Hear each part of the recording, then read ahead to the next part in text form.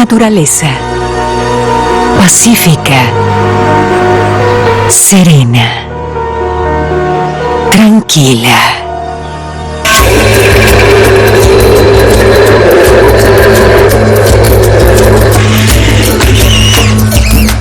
En realidad no tanto.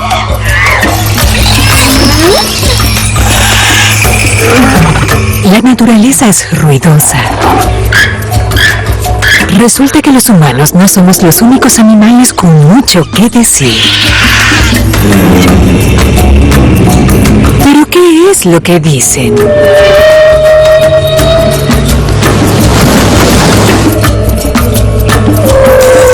Durante años, los científicos han estado aprendiendo nuevos idiomas, tratando de dar sentido al bullicio. Hasta ahora ha sido todo transmisión, nada de recepción. Pero hoy en día, las nuevas tecnologías ayudan a los zoólogos a ser mejores oyentes y mejores traductores. Y lo que escuchan podría sorprenderles. Animales decodificados, selva estruendosa.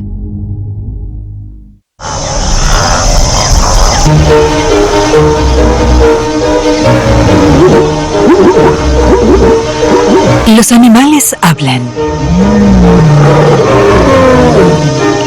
Puede que no hablen en los idiomas que entendemos los humanos, pero definitivamente están hablando.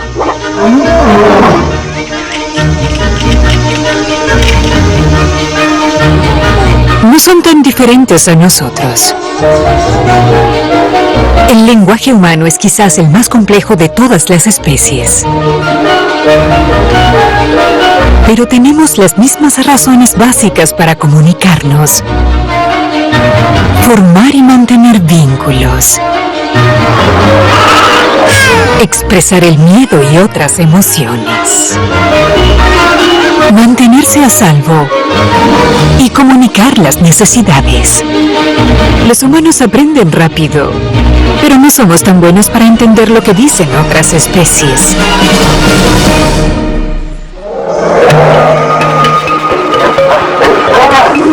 Sin palabras que descifrar, los científicos tienen que confiar en el análisis físico de las vocalizaciones producidas y luego emparejarlas en el comportamiento observado.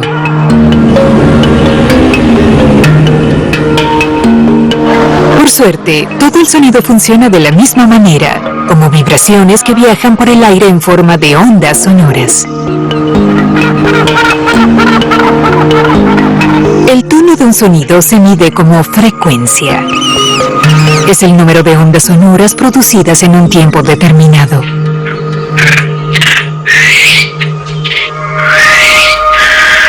Cuanto más corta es la longitud de onda, más alta es la frecuencia, más agudo es el sonido.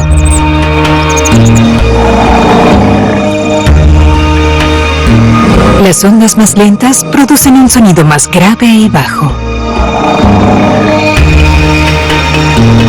La intensidad de un sonido viene determinada por el tamaño de la vibración, conocido como amplitud.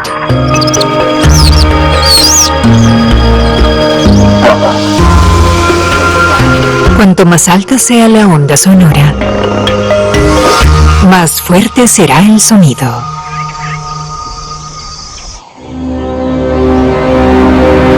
El análisis de las vocalizaciones de este modo ha revelado que los animales utilizan sutiles diferencias de frecuencias y amplitud para transmitir diferentes significados. Esto es especialmente cierto en los mamíferos más sociales. De tanto ver programas de naturaleza, todos hemos oído la famosa trompa del elefante africano. Pero hay mucho más en el repertorio de los elefantes. Estos grandes mamíferos tienen una vida social extraordinariamente compleja, que abarca desde estrechos vínculos familiares hasta amplias interacciones entre clanes. Como tienen que comunicar una gran variedad de mensajes, los elefantes necesitan un lenguaje flexible y expresivo. Aquí es donde entran en juego la frecuencia y la amplitud. Este bajo estruendo, con cambios constantes de frecuencia y amplitud decreciente, es un saludo a los amigos y familiares. Una acogida establecida para reforzar los vínculos. Incluso los estruendos más lentos se utilizan para transmitir los planes de viaje a la manada. Y no solo los adultos vocalizan. Las crías también retumban cuando quieren alimentarse, pero para un elefante es un sonido muy diferente, con picos agudos puntuando la forma de onda del estruendo. Y si la cría no consigue lo que quiere, sube el volumen. Estos picos afilados, fuertes y agudos son difíciles de ignorar para su madre.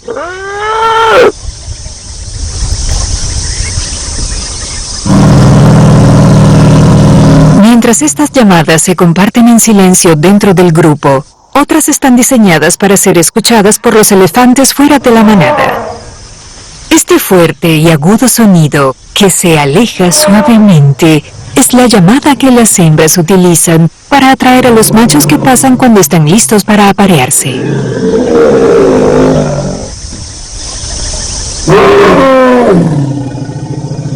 Y este sonido alto y estridente se utiliza para ahuyentar una amenaza.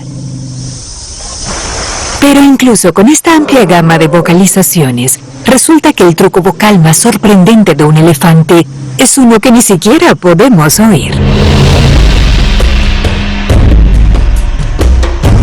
Estos grandes herbívoros necesitan comer mucho.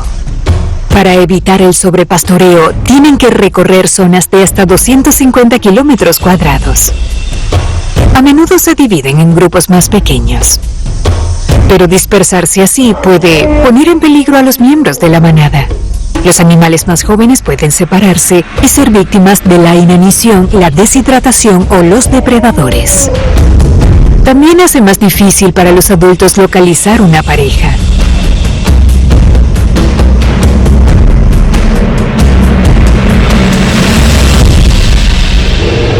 Sin embargo, los elefantes siempre parecen saber lo que hacen los demás. ¿Cómo se comunican los elefantes a distancias tan grandes? La respuesta vino de una fuente inesperada.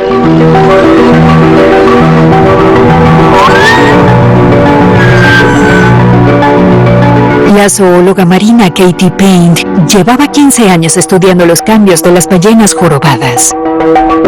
Pero en 1984, una visita a un santuario de elefantes despertó su interés. No era lo que oía, sino más bien lo que sentía. Me di cuenta de que de vez en cuando sentía una palpitación en el aire, una especie de pulsación en los oídos.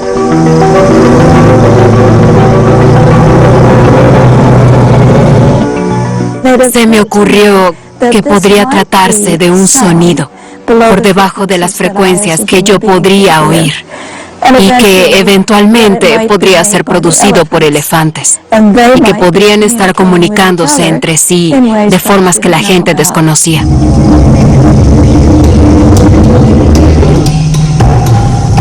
La frecuencia de las ondas sonoras por segundo se mide en hercios. Pero solo podemos oír frecuencias entre 20 y 20.000 hercios.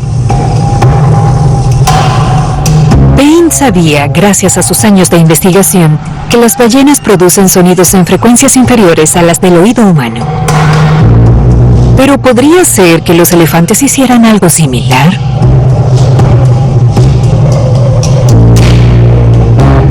Grabó un elefante aparentemente silencioso y luego aceleró la grabación por 10. Las pruebas eran claras. El elefante silencioso era todo menos eso.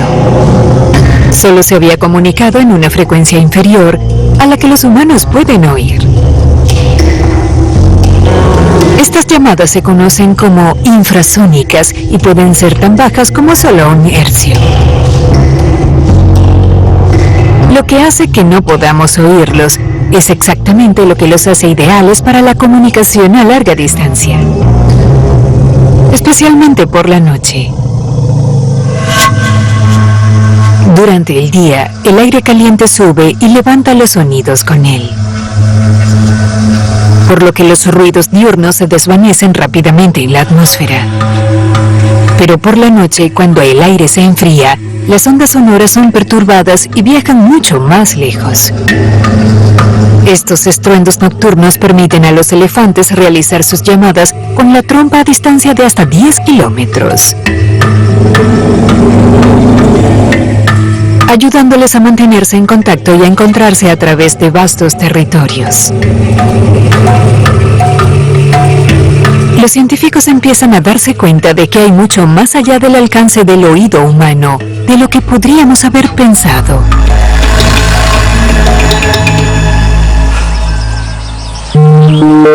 Y ahora están empezando a explorar si otros animales se comunican a nivel infrasónico. Al igual que los elefantes, las jirafas recorren las llanuras africanas en manadas poco estructuradas. Pero a diferencia de los elefantes, no parecen ser los animales más comunicativos. Cuando hacen un sonido, siempre es por la misma razón muy específica.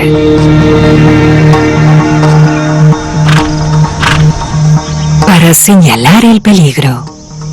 A pesar de ser los mamíferos más altos del planeta, las jirafas no son inmunes a los ataques. Leones, leopardos e incluso hienas pueden acabar con ellas, por lo que necesitan un sistema de alerta temprana. Si un miembro de la manada detecta problemas, da la alarma. Un resoplido breve y fuerte o un siseo. Y es de corto alcance, pero hace saber a los demás que deben correr.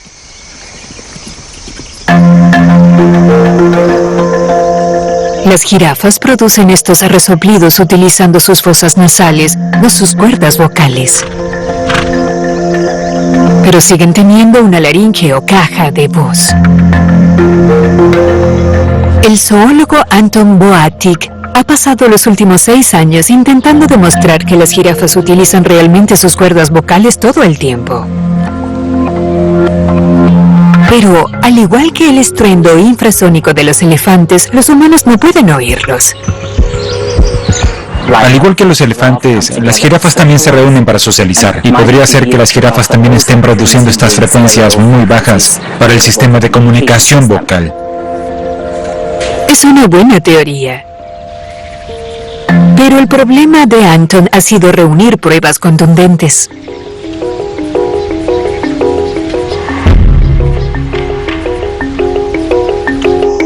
El seguimiento y la grabación de jirafas salvajes es arriesgado.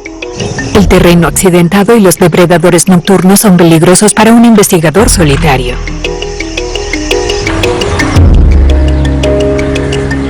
Por eso Anton se instaló en Tia Park de Berlín para grabar jirafas en cautividad. Su equipo de grabación de última generación escanea muy por debajo de los 20 hercios de la audición humana. Y cuando detecta un sonido, lo graba automáticamente. Tras meses de trabajo de campo, Anton tenía mucho sonido, pero nada de lo que buscaba. Si trabajas, por ejemplo, en un zoológico, la grabadora captará todo tipo de ruidos de fondo, como los de los autos, trenes y demás. Por lo que es todo un reto. Decidido a probar su teoría, Anton intentó otro enfoque, cambiando radicalmente su horario de estudio para que fuera después del anochecer. Las llanuras africanas son más peligrosas de noche. Es cuando cazan los depredadores más mortíferos. acostarse a dormir les dejaría muy vulnerables a los ataques, por lo que las jirafas duermen de pie, a menudo echando una siesta veloz de tan solo 5 minutos cada vez. Incluso en el entorno seguro de un zoológico, duermen menos de 30 minutos por noche. Así que el siguiente paso de Anton fue averiguar si era cuando las jirafas entablaban alguna forma de comunicación.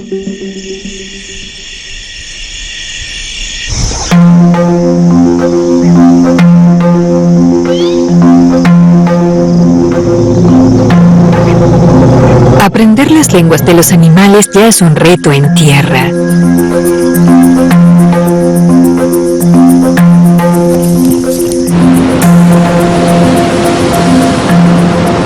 Pero es aún más difícil bajo el agua.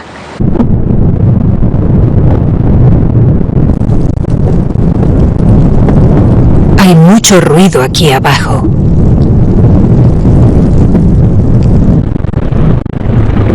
Olas que rompen constantemente, burbujas que suben, peces mordiendo el coral duro y el chasquido de los camarones. Muy ruidoso.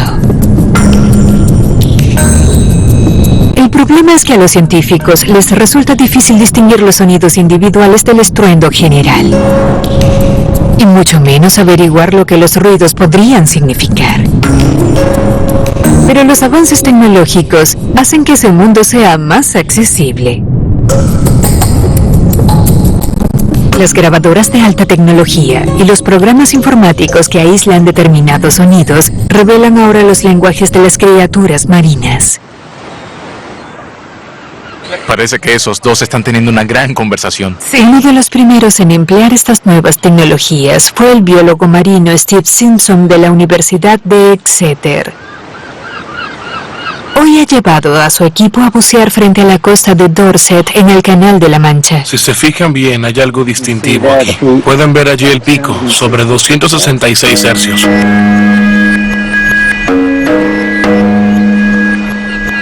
Durante casi 2 décadas, Simpson ha trabajado para demostrar no solo que los peces hablan,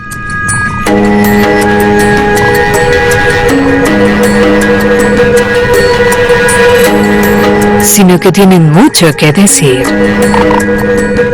Nos damos cuenta de que los peces producen sonidos para comunicarse por muchas razones. Defienden territorios, atraen a sus parejas. Hemos visto muchos patrones, y un ejemplo muy bueno es que cada mañana, todos estos peces escondidos en el arrecife durante la noche emergen y empiezan a vocalizar como forma de defender su territorio. Entonces, al igual que los pájaros, muchos peces cantan a primera hora de la mañana. El resultado es un increíble coro al amanecer. Los extraños gruñidos, chasquidos, graznidos, chirridos suenan menos como un melodioso canto de pájaros que como las voces de criaturas alienígenas. Pero consiguen decir algo contundente.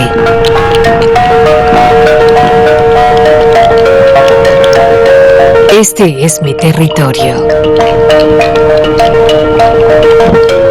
Uno de los habitantes de los arrecifes más territoriales y en consecuencia más ruidosos es el pez damisela del Océano Indo-Pacífico.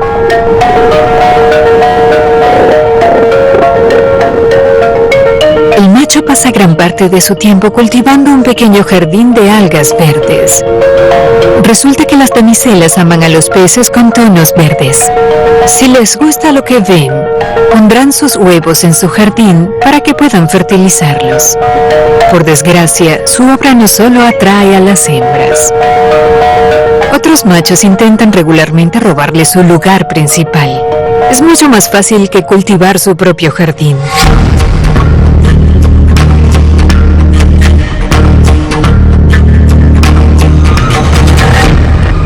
Por eso, al igual que muchas aves territoriales sobre el agua, pronuncia en voz alta su propiedad,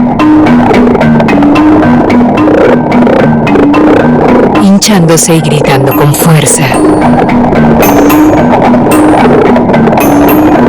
Espera que los otros machos decidan que es demasiado grande y musculoso para enfrentarse a él.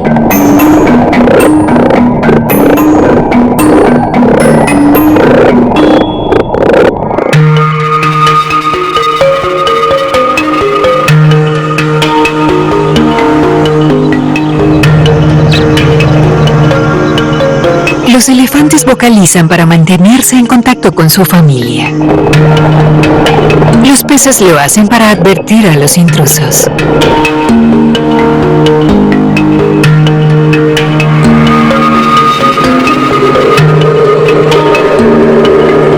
Y muchos animales utilizan el sonido para ambas cosas.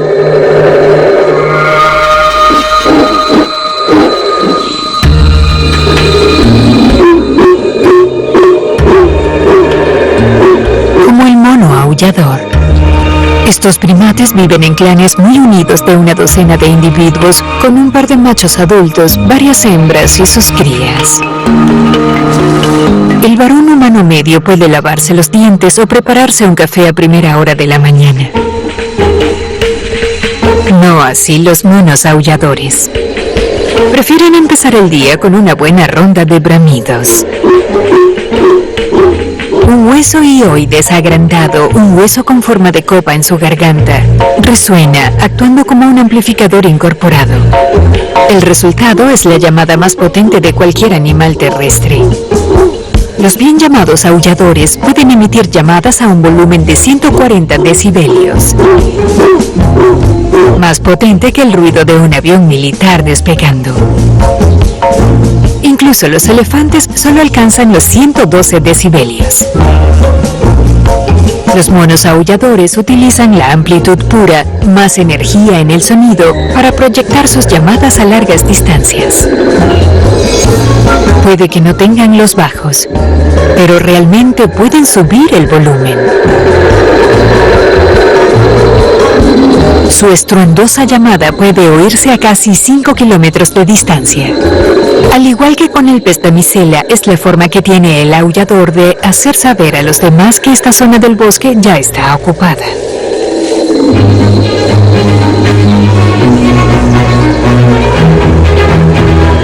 El aullador es un maestro de la difusión de su presencia en voz alta y ampliamente. Su pariente lejano en África tiene un vocabulario mucho más variado, utilizando diferentes llamadas para diferentes amenazas. Algo que nuestros propios antepasados podrían haber hecho en las primeras etapas del desarrollo del lenguaje hablado. Los monos vervet viven en grandes tropas de unos 50 individuos.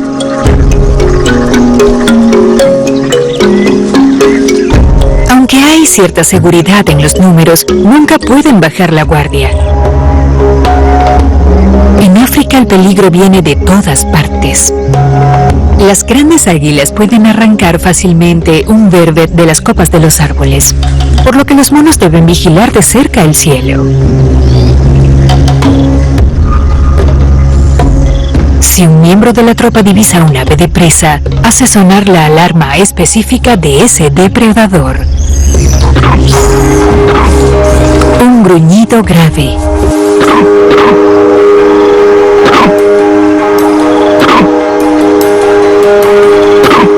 Toda la tropa sabe instantáneamente que debe abandonar el dosel y se apresuran a buscar una cobertura densa en el suelo.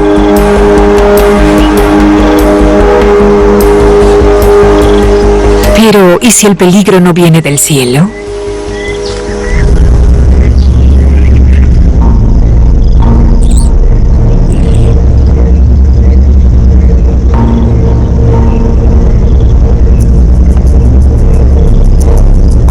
También hay una llamada para eso.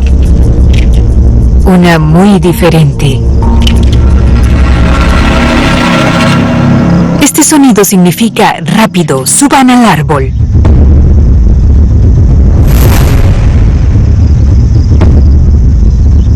La alerta de serpiente hace que la tropa suba a un lugar seguro.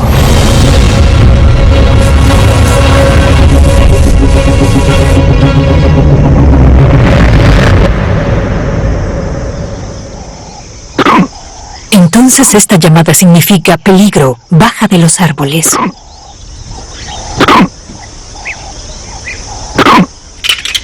Y esta significa peligro, sube.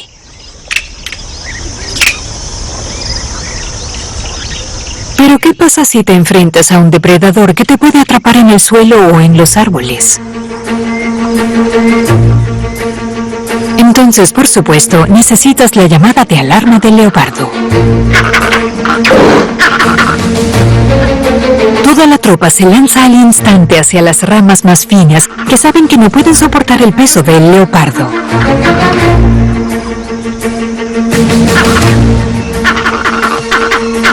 Entender estas señales puede ser una cuestión de vida o muerte para un vervet. Mientras que una variedad de llamadas con significados complejos es algo que se puede esperar en los primates. Steve Simpson y sus estudiantes han descubierto que algunos peces también tienen un vocabulario sorprendentemente amplio.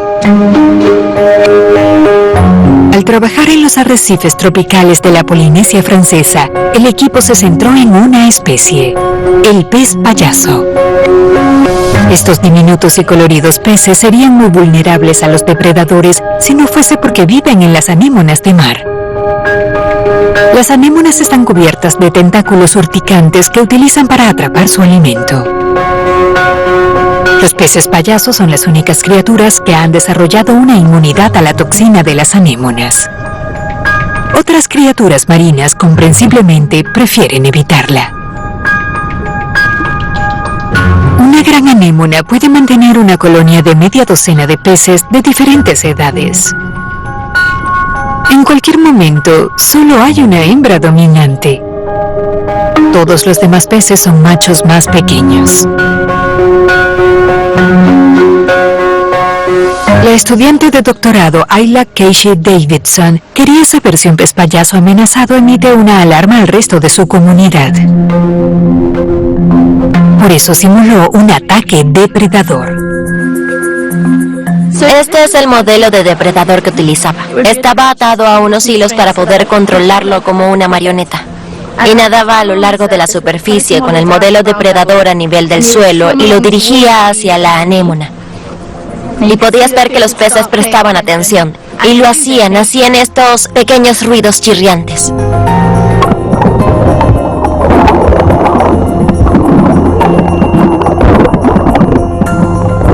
Para comprobar si las vocalizaciones eran realmente una llamada de alarma, las reprodujo en otra colonia. La mayoría de los peces payaso reaccionaron a la alarma grabada y luego se retiraron a la seguridad de su anémona. Solo un pez se mantuvo firme, la hembra dominante, el mayor miembro de la colonia. La hembra de pez payaso estaba muy a la defensiva y era muy protectora. Sabía que había depredadores y de hecho vino a exhibirse ante mí a decirme que dejara en paz a su familia. Lo que me pareció muy valiente para un pez de este tamaño. Cada miembro de la colonia de peces payaso emite sonidos, pero pueden hacer algo más que anunciar el territorio o dar alarma. Pueden hablar para salir del conflicto. La hembra más grande hace el sonido más profundo. Cuanto más pequeño es el macho, más agudo es su sonido. Ayla cree que los sonidos podrían ayudar a mantener la paz. Las llamadas más agudas de los peces más pequeños indican a la hembra que no son una amenaza para su trono. No hay necesidad de que les muestren ninguna agresión. La comunicación vocal en los peces es una ciencia nueva. Pero ya hemos descubierto que cada uno tiene sus propias llamadas para defender su espacio, atraer a sus parejas, enviar señales de alarma e incluso mantener su estatus social. ¿Quién sabe qué más pueden decir?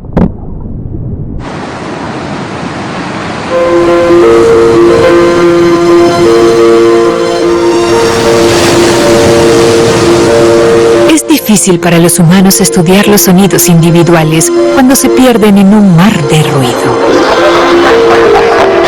Pero para algunos animales, la elección de una sola voz puede ser la diferencia entre la vida y la muerte.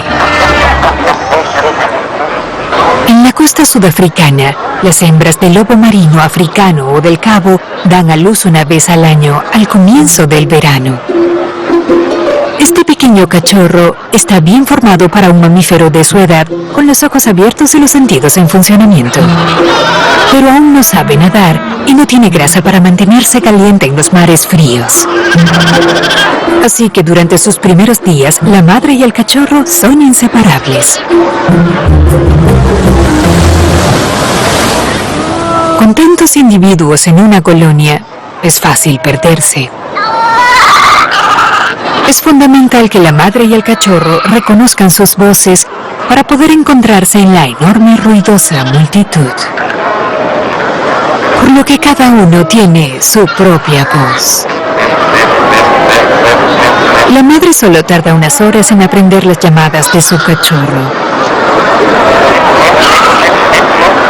Para él, lleva un poco más de tiempo. La llamada de cada individuo se puede dividir en partes clave que todas ellas pueden reconocer. Y tienen que aprender a distinguir cada una de ellas. Está la frecuencia, el tono distintivo de la llamada y la amplitud, su volumen máximo. Hay variaciones en ambas a lo largo de la llamada. La combinación de estas variables crea un código único como una huella digital. Y más vale que funcione, porque al cabo de unos días, el hambre lleva a la madre a dejar a su cachorro e irse a pescar. Es una época peligrosa. La temporada de cría sigue en pleno apogeo. Los enormes machos compiten por las parejas disponibles.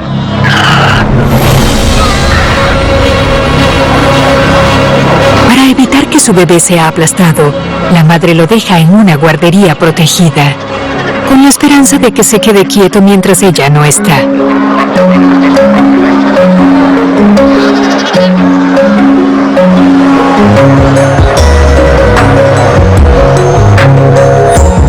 Pero puede que el cachorro no haya recibido el memorándum. Al cabo de unas horas, sale de la guardería en busca de su madre.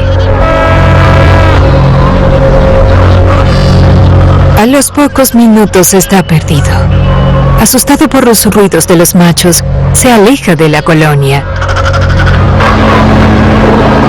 Los lobos marinos son torpes en tierra. Un movimiento en falso y será arrastrado por el oleaje. La mitad de las crías de foca mueren antes de cumplir un año.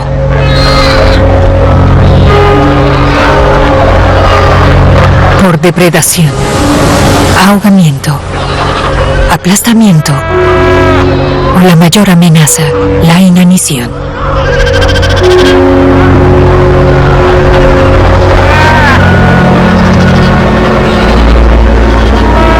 Finalmente, su madre regresa a la colonia, solo para descubrir que su bebé ha desaparecido. Llama y escucha las respuestas. Las madres y las crías utilizan la amplitud modulada o AM, los picos de volumen para el reconocimiento a larga distancia. Y es lo que hace en este momento.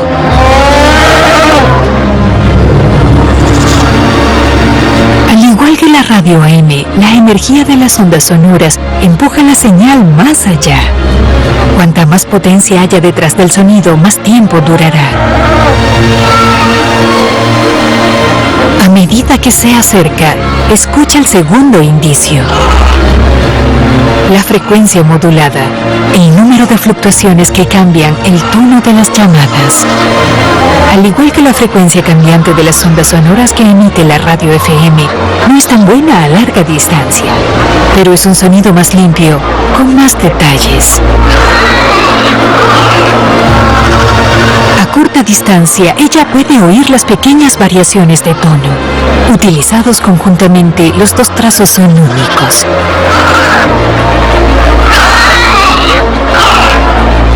Desgraciadamente, no oye el sonido revelador.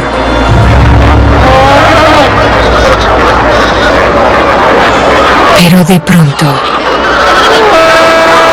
el cachorro reconoce una voz lejana. Él responde a la llamada.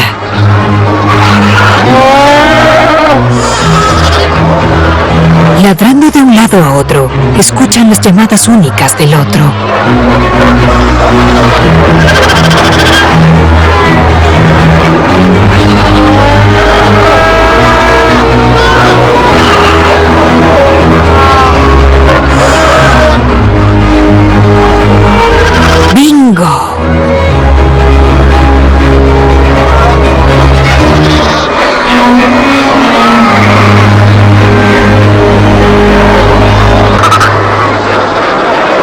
El reconocimiento de un individuo a través de vocalizaciones únicas es común en el mundo natural.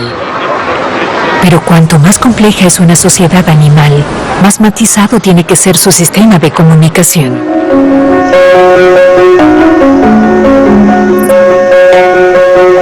De todos los grandes depredadores de las llanuras africanas, el cazador más exitoso no es el león, ni el guepardo, sino el perro salvaje africano.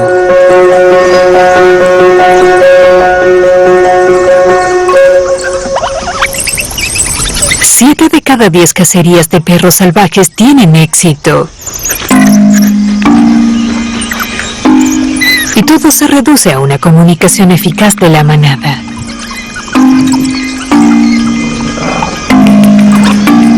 Los licaones tienen una sociedad cooperativa y muy estructurada. La manada crea fuertes vínculos al comer, jugar y dormir juntos. Los perros salvajes africanos tienen al menos una docena de llamadas distintas, muchas de las cuales refuerzan el dominio o el servilismo de un individuo en la jerarquía. Pero estos paquetes también tienen un lado sorprendentemente democrático. Trabajan juntos. No solo para cazar y mantener su estructura de grupo, sino también para tomar decisiones de grupo. Cuando la manada está considerando su próximo movimiento, por ejemplo, si deben buscar un nuevo lugar de descanso, buscar un abrevadero o salir de caza, sus miembros votan, estornudando. Los votos de los estornudos dependen en cierta medida del estatus. Un solo estornudo tiene más peso por parte de un animal dominante, que solo necesita que otros 3 votantes le respalden para que su sugerencia se lleve a cabo. Pero esto es una democracia, y con suficientes votos, otros miembros de la manada pueden anular la decisión de su líder. Normalmente se necesitan 10 votantes para que se apruebe el plan de un animal de menor rango. Suficientes estornudos y la decisión está tomada. Esta vez es una cacería. Los perros salvajes son depredadores bien conocidos y estudiados. Pero los estornudos fueron una sorprendente revelación para los investigadores. Incluso los animales más conocidos pueden sorprendernos con su uso del lenguaje. La voz de uno de los animales más reconocidos en África, la jirafa, sigue siendo esquiva. En el Tierpark de Berlín, el zoólogo Anton Biotik analiza los datos que registró durante la noche. En 2015, después de 3 años de escucha, su duro trabajo finalmente dio sus frutos cuando grabó pruebas de vocalizaciones de jirafas completamente nuevas. Cuando abrí los archivos y profundicé en las grabaciones, me quedé casi como en shock.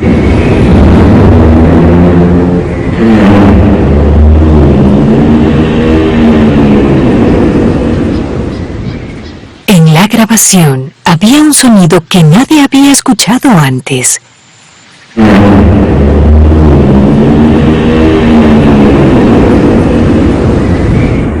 El zumbido era casi como un canto de ballena, solo que mucho más profundo. La teoría de Anton era correcta. Al igual que los elefantes, las jirafas vocalizan por la noche. Pero se equivocó en una cosa. Inesperadamente, aunque los sonidos son profundos, rondan los 45-90 Hz. Así que, a diferencia de las llamadas de los elefantes, las de las jirafas no son infrasónicas. Están realmente dentro del rango de la audición humana.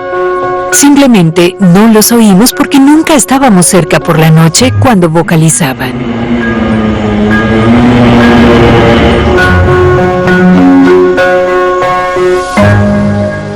Pero Pero siguen existiendo preguntas candentes. ¿Por qué zumban las jirafas por la noche? ¿Y qué significan estos sonidos? Anton solo puede ofrecer una conjetura.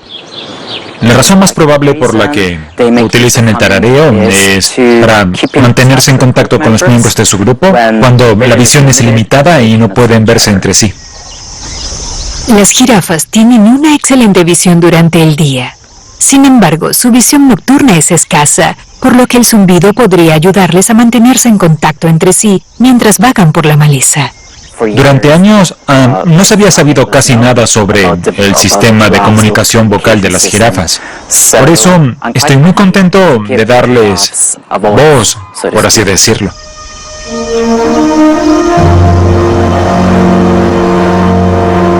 El descubrimiento del zumbido ha renovado el interés científico por el estudio de lo que se consideraba un animal familiar. Y es un muy buen momento para que llamen la atención. Las jirafas se enfrentan a la extinción. Son sacrificadas por la carne y los trofeos están perdiendo su hábitat debido a la invasión humana. El número de jirafas ha disminuido un 40% en solo 30 años. Quedan menos de 100.000 ejemplares en libertad en todo el continente africano. Para protegerlas es vital hacerse una idea completa de su ecología, de cómo se relacionan entre sí, de cómo utilizan su entorno y de cuánto espacio necesitan. Descubrir cómo se comunican completa otra pieza del rompecabezas. Los animales, desde los lobos marinos y los peces payaso, hasta los monos, han tardado millones de años en adaptar su comunicación a su entorno. Pero en el transcurso de un solo siglo, los humanos han cambiado radicalmente estos entornos. Hoy la industria y el transporte llenan de sonido las vías aéreas y los océanos. Esta contaminación acústica amenaza con ahogar el sonido natural. Y cada vez es más difícil que los animales se oigan por encima del estruendo. Los animales marinos viven en lugares con poca visibilidad. No pueden confiar en la visión para ubicarse, navegar o encontrar comida. En cambio, muchos dependen del sonido y eso los hace especialmente sensibles a la contaminación acústica. Las poblaciones de peces de todo el mundo están en declive. La culpa la tienen la sobrepesca, la contaminación y el cambio climático. También la tiene el sonido. Entender la comunicación de los peces es vital para prevenir un mayor declive. Además de su trabajo en los trópicos, Steve y su equipo de estudiantes estudian los peces de todo el Reino Unido. Uno de los peces clásicos del Atlántico Norte, el bacalao, en diferentes partes de su rango de especies, sabemos que suenan muy diferentes. Y eso nos ha hecho pensar en si los peces realmente tienen acentos, dialectos locales, donde estos sonidos son específicos de poblaciones particulares.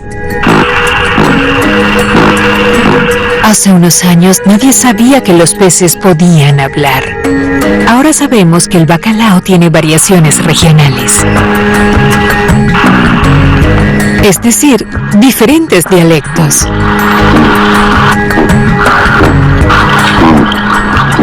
Con este descubrimiento, Steve está preparado para ver cómo el bacalao se enfrenta al cambio climático. A medida que el clima se calienta, vemos que las poblaciones se mueven. Sabemos que las poblaciones de bacalao se están desplazando más al norte, hacia el Polo Norte. Y eso está reuniendo a diferentes grupos de bacalao, quizás por primera vez. Si no se comunican, no pueden aparearse. El mundo consume 500.000 toneladas de bacalao del Atlántico cada año, por lo que la disminución de las poblaciones de peces podría tener un impacto en las economías y recursos alimentarios. El bacalao también desempeña un papel vital en la cadena alimentaria del océano, debido a que se alimenta de los animales más pequeños y se convierte en presa de otros más grandes, por lo que los cambios en sus poblaciones afectan a comunidades marinas enteras. Ahora, la investigación pionera de Steve podría ofrecer formas de combatir el declive de los peces. Llevo unos 15 años trabajando en la Gran Barrera de Coral, realizando grabaciones en muchos de los mismos lugares año tras año. Y en los últimos 5 años han habido 2 ciclones y 2 años de blanqueamiento, lo que silenció el arrecife. Cuando el agua está demasiado caliente, los corales expulsan las algas que viven en sus tejidos, haciendo que se vuelvan completamente blancos. Se conoce como blanqueamiento. Puede que no mate a los corales, pero reduce mucho su productividad. Los peces suelen abandonar estos arrecifes en dificultades, pero las grabaciones submarinas de Steve pueden ayudar a recuperarlos. Con nuestras grabaciones históricas, descubrimos que los peces siguen siendo atraídos por estos sonidos. Si construimos un arrecife artificial, podemos llamar a esos peces al arrecife. Pero si utilizamos grabaciones actuales, los peces ya no estarán interesados en ellas. Así que la pregunta que se plantea es si podemos utilizar grabaciones históricas para llamar a los peces y repoblar los arrecifes en el futuro. La ciencia está empezando a desentrañar los misterios de la comunicación animal. Tras años de investigación, estamos descubriendo que los animales tienen mucho que decir y que tienen una comunicación más sofisticada de lo que nunca imaginamos. Descifrar y aprovechar ese conocimiento puede ayudarnos a restablecer las poblaciones de animales salvajes y a mantener el mundo como un lugar ruidoso para las generaciones animales venideras.